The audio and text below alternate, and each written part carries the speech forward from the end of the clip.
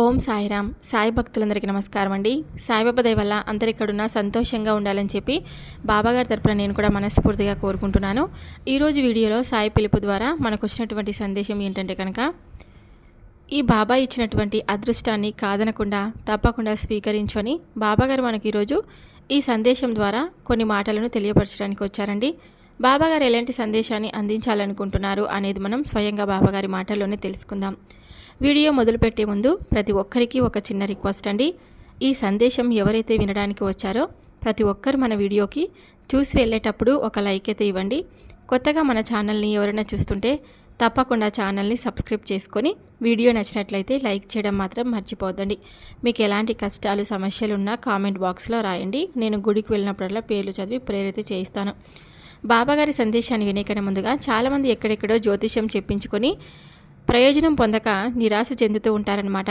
కానీ ఈ గురువుగారి దగ్గర చూపించుకున్న ప్రతి ఒక్కరికి కూడా శాశ్వత పరిష్కారం లభించిందండి. చాలా నమ్మకమైనటువంటి గురువుగారండి కోయ గురూజీ లక్ష్మణ్ రాజు గారు. గురువుగారి నెంబర్ వచ్చేసి 8466923012. షిరిడీ సాయిబాబా ఆశీస్సులతో మనకు జాతకం చెప్తారు గురువుగారు.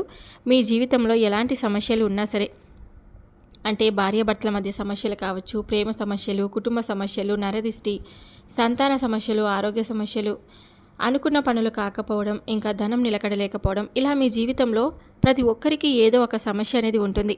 ఒకవేళ మీకు సమస్యలు ఉన్నట్లయితే తప్పకుండా మీరు గురువుగారిని కాంటాక్ట్ అవ్వండి. మీ సమస్యలన్నీ ఉన్నది ఉన్నట్లుగా చెప్పుకోండి. సమస్యలకు తగినటువంటి పరిష్కారం మీకు కొన్ని పూజలు పరిహారాల రూపంలో చక్కగా చెప్తారండి. చాలా నమ్మకమైనటువంటి గురువుగారు. మీకు సమస్యలు ఉంటేనే కాంటాక్ట్ అవ్వండి. ఇప్పుడు బాబాగారి సందేశాన్ని విందామా మరి. ఈరోజు నేను చెప్తున్నటువంటి సందేశం వింటే నీ మనసు చాలా తేలిక పడుతుంది. అలాగే నీకున్నటువంటి కష్టాలు బాధలు అన్నీ కూడా మటుమాయమవుతాయి. నేను ఇచ్చినటువంటి ఈ అదృష్టాన్ని కాదనకుండా తప్పకుండా స్వీకరించు. కేవలం నీకు మాత్రమే బాధ ఉందని మాత్రం అనుకోవద్దు. ఈరోజు నేను నీకు ఒక మంచి సలహా ఇవ్వబోతున్నాను. ఆ సలహా నువ్వు తప్పకుండా పాటించు. ఇన్ని కష్టాలు నేను పడుతూ ఉన్నా సరే ఎందుకు బాబా సైలెంట్గా అలా చూస్తూ ఉన్నారు అని చెప్పి అనుకుంటున్నావు కదా, దానికి కూడా నేను సమాధానం ఈరోజు నేను చెప్తున్నానో విను. నువ్వు పడేటువంటి బాధలన్నీ కూడా నాకు తెలుసు. సమస్యలన్నీ కూడా ఈరోజు ఈ సందేశం రూపంలో నీ ముందుకు తీసుకొని వచ్చానంటే నీకు తప్పకుండా సమాధానం దొరుకుతుందని అర్థం. ఇంకా బాబా ఇలా చెప్తున్నారు, చూడండమ్మా, నీవు బాధలు సమస్యలు అన్నీ తొలగిపోయి నీకు అనుకూలమైనటువంటి రోజులు రావాలని చెప్పి నీవు నన్ను అడిగావు కదా, అలాగే రాబోతున్నాయి. కోట్లలో ఒక్కరికి మాత్రమే దక్కేటువంటి అదృష్టం నీకు ఈరోజు వరించిందనే చెప్పుకోవచ్చు. ఎందుకంటే ఇన్ని ఇబ్బందులు పడుతున్న నీవు ధైర్యంగా ఉండేటువంటి రోజులు అతి త్వరలోనే ఆసన్నం అవ్వబోతున్నాయి. నువ్వు ధైర్యంగా ఉండాలి కదా, దేని గురించి కూడా ఆలోచించొద్దు. నేనున్నాను. ఈరోజు నువ్వు నిజంగా అదృష్టవంతుడివి, అదృష్టవంతురాలివి అనే చెప్పుకోవాలి. నీకు ఎంత మంచి శుభవార్తను అందించబోతున్నానో నువ్వు తెలుసుకుంటే నిజంగా నీ జీవితంలో ఇంత మంచి శుభవార్తను, ఇంత మంచి జీవితాన్ని నాకు నువ్వు అందేలా చేస్తున్నావు బాబా అని చెప్పి ఆశ్చర్యపోతావు. కాబట్టి ఈరోజు నీకోసం నేను మంచి శుభవార్తనైతే తప్పకుండా తీసుకొని వచ్చాను. అంటే దాని వెనక ఏదో ఒక పరమార్థం అయితే ఉంటుంది. మరి నీకు రావాల్సినటువంటి రుణ బాధలు, ఆర్థికపరమైనటువంటి సమస్యలు, అలాగే నీకు ఏదైతే అప్పు తీసుకొని నువ్వు ఇవ్వకుండా బాధ పెడుతూ ఉన్నారో అటువంటి వారు తప్పకుండా నీకు నీ ధనాన్ని తిరిగి ఇచ్చేస్తున్నారు. ధన ప్రాప్తి నీకు కలిగిస్తున్నాను. అలాగే కొంతమంది నిన్ను బాధ పెట్టిన వారి తప్పు తెలుసుకొని వారి తిరిగి నీకు ఏదో ఒక విధంగా సహాయం చేసే విధంగా, లేదంటే వారి తప్పును సరిదిద్దుకునే విధంగా చేస్తాను.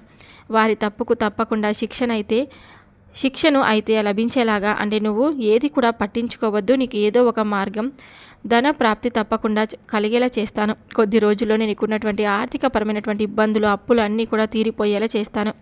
నీకున్నటువంటి బాధలన్నీ కూడా ఒక్కొక్కటిగా నీ నుండి వెళ్ళిపోతాయి. నువ్వు కోరినవి నీకు తప్పకుండా అందుబాటులోకి అయితే వస్తాయి. అవన్నీ ఇవ్వడానికి నేను సిద్ధంగా ఉన్నాను. నేను ఎప్పుడు కూడా నీతో సిద్ధంగా ఉంటూనే ఉంటాను. నీ వెనక ఉండి నేను నడిపిస్తూ ఉంటాను. ప్రతిరోజు నేను నీకు ఒక అవకాశాన్ని కూడా ఇస్తూ ఉంటున్నాను. కానీ నువ్వే ఆ అవకాశాన్ని గుర్తించుకోవడం లేదు. మరి ఆ అవకాశాన్ని ఈసారైనా నీకు దగ్గరికి వచ్చినప్పుడు గుర్తించి జాగ్రత్తగా అవకాశాన్ని నువ్వు ఉపయోగించుకుంటావని అనుకుంటున్నాను. నువ్వు కోరుకుంటున్నటువంటి మార్పులు నీ జీవితంలో నువ్వు చూడాలంటే ఏదైనా సరే చిన్న అవకాశమో పెద్ద అవకాశమా అనేది చూడకుండా నీకు వచ్చిన నచ్చినటువంటి పనిని నువ్వు ఎంచుకొని ఆ పనిలో చిన్న విజయాన్నైనా సరే సాధించిన తర్వాత ఆ విజయమే నీకు మరింత ఎక్కువగా అన్ని విధాలుగా ప్రతి ఒక్కటి తెలిసి వచ్చేలా చేస్తుంది. తర్వాత నువ్వు సులభంగా నీకు కావలసినవన్నీ కూడా నువ్వు అందిపుచ్చుకోవచ్చు అన్నమాట. అలాగే నీ జీవితం అంతా కూడా ఇప్పటి వరకు నిరాశ నిస్పృహలతో ఉండవు, ఎప్పటికీ కూడా సంతోషంగా ఉండలేమోనని చెప్పి అనుకుంటున్నావు. కానీ నీ సంతోషం అనేది ఎలా ఉంటుందో నువ్వే చూస్తావు. నీ జీవితం ఎవరు కూడా ఊహించని విధంగా మలుపు తిరగబోతుంది. అంటే నిజమేనా, ఎప్పుడు కూడా మారిపోయాడు వీడి జీవితం, ఏంటి ఇలా బ్రహ్మాండంగా ఉంది, ఏం జరిగింది, ఇంతలో ఏదో ఒక అద్భుతం ఆశ్చర్యంగా వీరి జీవితం ఇంత మంచిగా మారిపోవడానికి కలిగినటువంటి కారణం అని చెప్పి నిన్ను ఎవరైతే అవహేళన చేస్తారో, ఎవరైతే నిన్ను చీదరించుకుంటున్నారో, ఎవరైతే నిన్ను అవమానపరచారో అలాంటి వారందరూ కూడా ముక్కున వేలేసుకొని నీ జీవితం గురించి చర్చించుకునేలాగా ఉంటుంది. ఈ కష్టాలన్నీ బాధలన్నీ తప్పకుండా శరణు వేడుకుంటున్నావు కదా, ఆ కష్టాలు నీ దరిదాపులకు కూడా రావు. అంటే వచ్చినప్పుడు కూడా అవి చిన్నపాటి సమస్యలుగా వెళ్ళిపోతాయని, కానీ నిన్ను మరింతగా ఇబ్బంది పెట్టేలాగా గురి చేసేలాగా ఏ కష్టం ఉండదు. ఈ బాబాను నమ్ము. నువ్వు ఎంత సంతోషకరమైనటువంటి జీవితాన్ని అయితే కోరావో అంతకు రెట్టింపు ఆనందాన్ని నీ జీవితంలో తప్పకుండా నింపుతాను. తప్పకుండా నేను ఒక్కసారి నీ చుట్టూ ఉన్నటువంటి కొంతమందిని గమనించు. అంటే ఏదో మంచి పేదవారు ఉన్నారు, ఇంకా వికలాంగులు ఉన్నారు, అనాథలు ఉన్నారు. అలాగే వారందరిలో ఏదో ఒక లోపం ఉంది కదా, కాబట్టి వారు ఇంకా ఎక్కువగా కష్టాలను అనుభవిస్తూ ఉన్నారు. వారి కర్మలను బట్టి ప్రతిరోజు కూడా వారి జీవితాల్లో వారు ఏదో ఒకటి బాధల్లో అనుభవిస్తూనే ఉన్నారు, కొనసాగిస్తూ ఉన్నారనమాట. పైకి నవ్వుతూ ఉన్నప్పటికీ లోపల వాళ్ళు ఎంతో బాధగా ఉంటున్నారని నీకు తెలుసు. చూడమ్మా, ఒక విషయం చెప్తాను, నువ్వు జాగ్రత్తగా విను. ఇప్పుడు ఎంతటి ధనవంతులకైనా కానీ ఏదో ఒక సమస్య అనేది తప్పకుండా ఉంటుంది. కాబట్టి ఆ సమస్యను వారితోనే పెట్టుకొని వారు ఏం చేస్తారంటే పైకి చూడడానికి నవ్వుతూ కనిపిస్తారు. కాబట్టి ఈ విషయాన్ని గుర్తుపెట్టుకో. నువ్వు ఎప్పుడు కూడా పక్క వారితో అసలు పోల్చుకోవద్దు. అలాగే వారిలా నీ జీవితం ఉండాలని ఆశలు పెట్టుకోవద్దు. రేపటి కర్మలను నువ్వు పునాది వేసుకున్న దానివి అవుతావు అనమాట. అర్థం కాలేదు కదూ. నువ్వు ఎప్పుడైతే ఎదుటి వ్యక్తులతో పోల్చుకోవడం మొదలు పెడతావో ఆ రోజు నుండి నీ సంతోషాన్ని నువ్వు కొంచెంగా కోల్పోవడం మొదలు పెడతావు. ఇక వారికి ఉన్నది నీకు లేదని చెప్పి ఇలా ప్రతిరోజు కూడా అనుకుంటూ ఉండడం కాదు, బాధే మిగులుతుంది. అలా అనుకోవడం వల్ల నీ దగ్గర లేనివి ఎవరో ఒకరి దగ్గర ఖచ్చితంగా ఉంటాయి. కాబట్టి ఈ విషయం పట్ల నువ్వు ఎందుకు ఆలోచించడం లేదు? నువ్వు పోల్చుకోవడం మొదలుపెట్టినప్పుడు నీ ప్రపంచంలో చాలామంది కూడా నీతో అంటే సరిసమానులుగా నీకు కనిపించకపోవచ్చు. వారి దగ్గర ఉన్నవన్నీ కూడా నీ దగ్గర లేకపోవచ్చు. అలా ఉండాలంటే ఎలా చెప్పు? అందుకే నేను ఏదైతే ప్రసాదిస్తానో దానితో నువ్వు సంతృప్తి చెంది వచ్చినటువంటి అవకాశాన్ని ఈసారి జార విడుచుకోకుండా అందిపుచ్చుకొని, అది చిన్న అవకాశమైనా పెద్ద అవకాశం అనేది చూడకుండా, ఒకసారి పెద్ద విజయం అనేది ఎవరికి కూడా వరించదు. కాబట్టి వచ్చినటువంటి అవకాశం నిన్ను వరిస్తుందంటే కారణం ముందు రోజుల్లో నువ్వు ఇంకా మరింత విజయాన్ని సాధిస్తావని. ఎంత ధనం ఉన్నావు, కడుపు నిండా తినేందుకు ఆరోగ్యం కూడా సహకరించాలి కదా. కాబట్టి నువ్వు కొంతమంది కష్టాలు ఉన్నా కానీ పైకి నవ్వుతూ ఉంటారు. కాబట్టి అటువంటి వారు సంతోషంగా ఆనందంగా సరైనటువంటి తిండి నిద్ర ఇవన్నీ ఉండవన్నమాట. కాబట్టి వారితో లేనటువంటి ప్రత్యేకత నీలో ఉంది. కాబట్టి నువ్వు సంతోషంగా నీ దగ్గర ఉన్న దాంట్లోనే ఆనందంగా నువ్వు జీవిస్తూ ఉండు. అలాగే ఎంత పెద్ద కష్టం వచ్చినా కానీ, ఎన్ని సమస్యలు వచ్చినా కానీ ఓర్చుకొని ఇప్పటి వరకు నువ్వు ఉన్నావు. ఇక మీదట వచ్చేటువంటి చిన్న కష్టాలను సమస్యలను నువ్వు పారిపోవద్దు. కష్టాలే రావు కదా అని చెప్పి బాబా అన్నాడని చెప్పి మరలా తిరిగి నన్నే ప్రశ్నించొద్దు. కష్టం అనేది లేకుండా ఏ మనిషి జీవితం ఉండదు. ఏ కష్టం అనేది మీతో పెద్ద సమస్యగా మిమ్మల్ని బాధ పెట్టినప్పుడే భగవంతుడికి అప్పుడు నిన్ను నిందించాలి. నువ్వు నమ్ముకున్నటువంటి భగవంతుడు ఎప్పుడు కూడా నిన్ను అన్యాయం చేయలేడు కూడా. కాబట్టి ఇకనైనా సమస్యల గురించి, కష్టాల గురించి, నీకు లేని వాటి గురించి ఆలోచించకుండా నీకు దక్కవలసింది ఏదైనా కానీ దక్కే తీరుతుందని చెప్పి గుర్తుపెట్టుకో. ఒక్కొక్కసారి ఆలస్యం జరిగినా కూడా నీకున్న అంతా కూడా మంచి జరుగుతుంది. భగవంతుడు ఒక్కొక్కసారి ఆలస్యం చేసిన వారి జీవితంలో అద్భుతమైనటువంటి ఆనందకరమైనటువంటి జీవితాన్ని పరిచయం చేస్తాడు. తప్పకుండా నువ్వు సంతోషంగా ఉంటావని ఈ బాబా మరలా చెప్తున్నాడు. ఒకసారి ఆలోచించుకో. నేను చెప్తున్నటువంటి ప్రతి మాట నిజమని నువ్వు గుర్తు చేసుకో. ఈ బాబా ఏది చెప్పినా అంతా నీ మంచి కోసమే చెప్తున్నాడని మాత్రం ఆలోచించు. తప్పకుండా నీకు మంచి రోజులు రాబోతున్నాయి. నీకు అదృష్టం పట్టబోతుంది. ఆ అదృష్టాన్ని నువ్వు కాలదనుకొని, అంటే నీకు ఏ చిన్న అవకాశం వచ్చినా కూడా అది చిన్న అవకాశం కదా, చిన్న ఉద్యోగం కదా అని చెప్పి నువ్వు కాలదన్నుకోవద్దు. వచ్చిన అదృష్టాన్ని జార విడుచుకోవద్దు. ఈరోజు అది చిన్నదిగా కనిపించినా కూడా ముందు రోజుల్లో ఆ అవకాశం అనేది మీకు పెద్ద అవకాశంగా మారవచ్చు. ఆ కష్టం అనేది తొలగిపోయి చిన్న చిన్న సమస్యలను ఎదుర్కొన్న నీకు, పెద్ద కష్టాలను ఎదుర్కొని అలవాటైన నీకు చిన్న ఏదైనా పని దొరికినప్పుడు ఆ పనిని అలా చేసుకుంటూ వెళ్ళిపోతూ ఉంటే కనుక అందులో నీకు మంచి విజయం లభించి అది పెద్ద అవకాశంగా మారి నీ జీవితంలో ఎన్నో రకాలుగా మంచి మార్పులను తీసుకొని వస్తుంది. కాబట్టి చిన్న అవకాశమా పెద్ద అవకాశమా అని ఆలోచించకుండా ఉన్న జీవితంలో మనకు ఏది అవకాశం వచ్చిందో ఆ జీవితంలో మనం ముందుకు వెళ్తూ ఉంటే కనుక మనకు అంతా కూడా మంచి జరుగుతుందన్నమాట.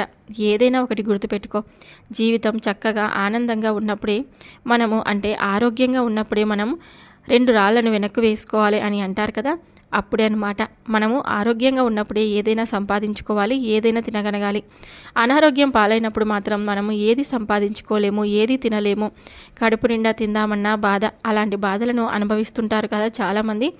అలాంటి వారు చాలామందిని నువ్వు చూసే ఉంటావు. కాబట్టి ఏదైనా కానీ మనకు ఆరోగ్యం కానీ మనకు వయస్సు ఉన్నప్పుడే మనం ఏదైనా సంపాదించుకోవాలి, ఏదైనా అనుభవించాలి. అది సంతోషమైన బాధనైనా కానీ.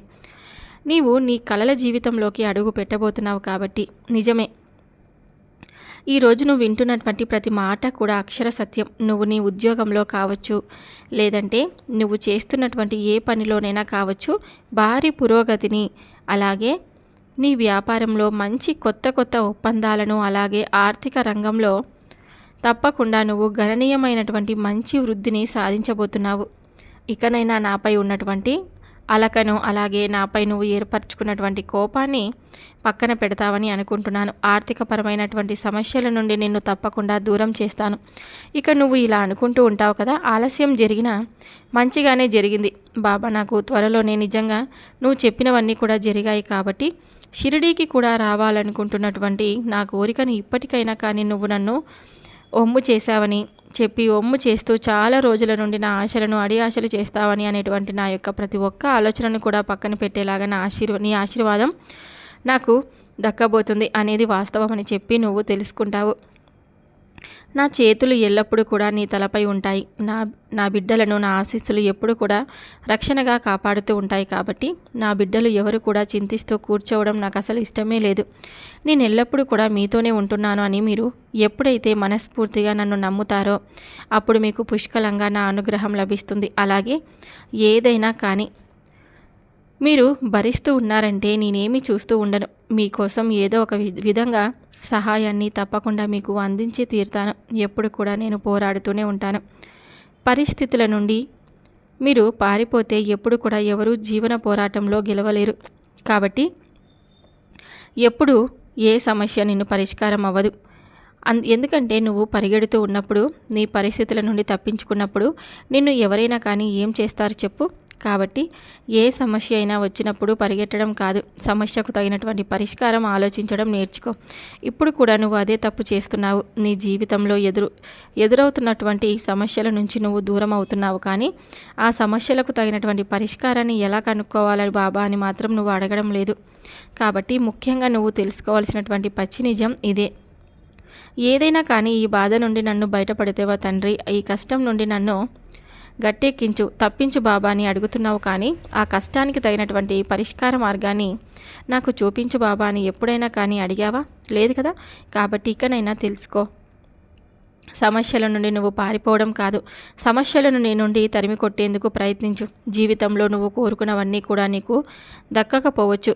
కానీ అలాగే మీరు ఎంతవరకు ప్రాప్తమో, ఏవి దక్కాలనుకుంటే ఎంతవరకు మీకు దక్కుతాయి, తప్పకుండా అవి సిరి సంపదలైన, సంబంధ బాంధవ్యాలైనా కోరుకున్న వాటి కోసం ఎక్కువగా పరుగులు పెట్టకుండా దక్కలేదే అని చెప్పి తర్వాత ఆలోచించే ఆవేదన, బాధ ఇవన్నీ కూడా నువ్వు చెందే కన్నా అది పొందగలిగే అర్హత నాకు ఉంది లేదా అని ముందు నువ్వు ఆలోచించుకొని ఆగిపోవడం చాలా ఉత్తమం కదా. కాబట్టి హద్దుకు మించినటువంటి ఆశలు ఎప్పుడైనా కానీ శక్తికి మించినటువంటి కష్టాలను నీవుగా కొని తెచ్చుకున్నవాడి అవుతావు. కాబట్టి దేనికైనా కానీ పొందగలిగేటువంటి అర్హత అనేది ఉందా లేదా అని ఆలోచించుకొని నీవు ఆగిపోవడమే మంచిది. ఎవరు ఆకాశానికి నిచ్చెన వేస్తున్నారని చెప్పి వారిని చూసి నువ్వు కూడా అదే పని చేయాలని చెప్పి అనుకోవడం మూర్ఖత్వం అవుతుంది. కాబట్టి ఎంత పరుగులు తీసినా కానీ దానివల్ల నీకు వ్యర్థమైనటువంటి జీవితమే లభిస్తుంది తప్ప తృప్తికరమైనటువంటి జీవితాన్ని నువ్వు ఎప్పుడు కూడా పొందలేవు. కాబట్టి నీకు ఎంతవరకైతే ఏదైతే ప్రాప్తం ఉందనుకుంటావో, ఏదైతే నీకు దక్కాయో దానితోనే తృప్తిగా జీవితాన్ని కొనసాగించు. అంతే తప్ప హద్దుకు మీరినటువంటి ఆశలను కావాలని చెప్పి ఎప్పుడు కూడా శక్తికి మించినటువంటి ప్రయత్నాలను, కష్టాలను చేసి వృధాగా, నిరాశగా నీ జీవితాన్ని ముగించవద్దు. ఏదైనా కానీ నా అర్హతకు తగిన విధంగా అది నాకు తప్పకుండా ప్రాప్తిస్తాయా లేదా అనేది భగవంతుడి పైన ఆధారంగా ఉంటుంది. కాబట్టి ఆయన్ను అనుగ్రహించమని చెప్పి వేడుకో. నువ్వు బాధలో ఉన్నావు కదా, అందుకే నీకు సహాయం చేద్దామని చెప్పి ఒక మంచి ధైర్యాన్ని అందించాలని చెప్పి ఈరోజు ఈ సందేశం ద్వారా నేను వచ్చాను. ఈ నిజాన్ని నువ్వు తప్పకుండా తెలుసుకోవాలి. నా వద్దనే నేను నిరూపించాలని చెప్పి ఈరోజు ఈ సందేశాన్ని నీకు వినిపిస్తున్నాను. ఏదైనా సమస్య నిన్ను బాధిస్తూ ఉన్నప్పుడు, ఇబ్బంది పెడుతూ ఉన్నప్పుడు నువ్వు దానిని ఎవరికైనా చెప్పి నీ మనసును తేలికపరుచుకోవాలి కదా. మరి ఎవరికైనా అంటే ఎవరికి చెప్పుకోవాలి? బాబా ఎవరికి చెప్పుకున్నా ఏది కూడా ఎగతాళి చేస్తున్నారు, చిన్న చూపు చూస్తున్నారు నువ్వు అనుకుంటావేమో. మరి నీకు అంత సమస్య వచ్చి బాధిస్తున్నప్పుడు, ఇబ్బందిగా ఉన్నప్పుడు ఎవరికో చెప్పుకోవడం ఎందుకు? భగవంతుడికే చెప్పుకొని భగవంతుడి పాదాలను ఆశ్రయించు. అలాగే పదే పదే నీ మనసు బాధగా ఉన్న ప్రతి క్షణం కూడా భగవంతుడి నామస్మరణ, అలాగే భగవంతుని దర్శించుకుంటూ ఉండు. ఆయన పాదాలను ఎప్పుడు గట్టిగా పట్టుకొని విడిచిపెట్టకుండా ఉంటావో ప్రతిరోజు కూడా ఆయన నీకు ఏదో ఒక విధంగా నిన్ను జాగ్రత్తగా తప్పనిసరిగా కాపాడుతూనే ఉంటాడు. కాబట్టి నీవు ఎప్పుడు కూడా భగవంతుని యొక్క నామస్మరణను చేస్తూ ఉండు. నీ సమయాన్ని కూడా నువ్వు ఎలా అయితే ఖర్చు చేస్తూ ఉంటావో అప్పుడు నీ జీవితం కూడా అలాగే వ్యర్థమైపోతూ ఉంటుందన్నమాట. నీ జీవితంలో నువ్వు పొందాలనుకున్నవి కూడా అన్నీ వ్యర్థమైపోతూ ఉంటాయి. కాబట్టి ఈ సమయం నీపైనే నీ యొక్క అపజయాలు అన్నీ కూడా ఆధారపడి ఉంటాయి. నీ పనికి చక్కగా సజావుగా సాగిస్తూ ఉండు. ఎన్ని సమస్యలు వచ్చినా, ఇబ్బందులు ఎన్ని అయినా సరే ఉండని, వీటన్నిటి గురించి అతిగా ఆలోచిస్తూ ఉండమాకు. అలాగే ఒకరి కాలి కింద నీచంగా బ్రతికే బదులు లేచి నిలబడి నీ ప్రాణం విడిచిపెట్టడం మేలని చెప్పే సామెత వినే ఉంటావు కదా. కాబట్టి ఎవరి కిందో నువ్వు నీచంగా బ్రతకాల్సినటువంటి అవసరం అనేది నీకు లేదు. నీకై నువ్వు లేచి నిలబడు. సంతోషంగా నీ పని నువ్వు చిన్న పనైనా కానీ ఆనందంగా కొనసాగించు. అలాగే దాంట్లో వచ్చేటువంటి లాభం చిన్నదా పెద్దదా అని చూడవద్దు. ముందు రోజుల్లో నీకు అతి లాభం సరిపడా ధనం తప్పకుండా నీ చేతికి అందబోతుంది. ఏదైనా కానీ అది ఉంటే చాలు. కాబట్టి అతిగా దేని గురించి ప్రయాసపడకుండా నీ పనిని నువ్వు సజావుగా సాగిస్తూ ఉండు. ఆశ కన్నా, ధనం కన్నా, సుఖం కన్నా, సంతోషాల కన్నా కూడా ధర్మం అనేది చాలా గొప్పదని తెలుసుకో. భగవంతుడు అడిగినవన్నీ కూడా ఇవ్వలేకపోవచ్చేమో, కానీ నీ తోడు ఎవరున్నా కానీ నువ్వు ఎవరికి నచ్చినా నచ్చలేకపోయినా ధర్మాన్ని మాత్రం ఎప్పుడు కూడా విడిచిపెట్టకుండా నువ్వు అంటే భగవంతుడు ఎప్పుడు కూడా నిన్ను విడిచిపెట్టకుండా ఉంటాడు. కాబట్టి సుఖ దుఃఖాలతో సంయమనం పాటిస్తూ అసూయ అహంకార రహితమైనటువంటి మనస్తత్వాన్ని నీవు కలిగి ఉంటూ నిష్కారమైన కర్మలను చేస్తూ నిరంతరం కూడా భగవంతుడి ధ్యాసలో గడుపుతూ ఉండు. నువ్వు ఇష్టపడేటువంటి దైవం నిన్ను తప్పకుండా ఇష్టపడుతూ ఉన్నారు. కాబట్టి నువ్వు అనుక్షణం కుమిలిపోతూ ఉంటే చూడలేక ఇలాంటి బోలెడైన సందేశాలను నీ ముందుకు తీసుకొని వస్తున్నారు. భగవంతుడు ఎప్పుడు కూడా మొదటి శ్రేణి భక్తుడు. కాబట్టి ఆ యొక్క భక్తుడు అంటే నిత్యం గుడికి వచ్చి పుష్పాలతో పూజించి తన దర్శనం చేసుకునేవాడు కాదు. కష్టాల్లో కృంగి విపత్తులతో నలిగిపోయేటువంటి అభాగ్య జీవులకు అండగా ఉండి చేయుతనిచ్చి ఆదుకునేటువంటి ఉదారమైనటువంటి హృదయం కలిగిన వాడే నిజమైనటువంటి భక్తుడు. వాడినే భగవంతుడు మెచ్చుతాడు. కాబట్టి ఎవరైతే ఏ జీవైతే నీ ముందు విపత్తులతో కష్టాలతో కృంగి కృషించేలాగా వారి మనసు అలాగే వారి యొక్క జీవన విధానం నువ్వు చూసినట్లయితే చేయూతను అందించి నీకు తగినటువంటి సహాయాన్ని ఎవరికైతే నువ్వు అందిస్తావో అప్పుడు నిన్ను భగవంతుడు మెచ్చుకుంటాడు. అలాగే ఆయన హృదయంలో నీకు తప్పకుండా పదిలమైనటువంటి స్థానాన్ని ఏర్పరుస్తాడు.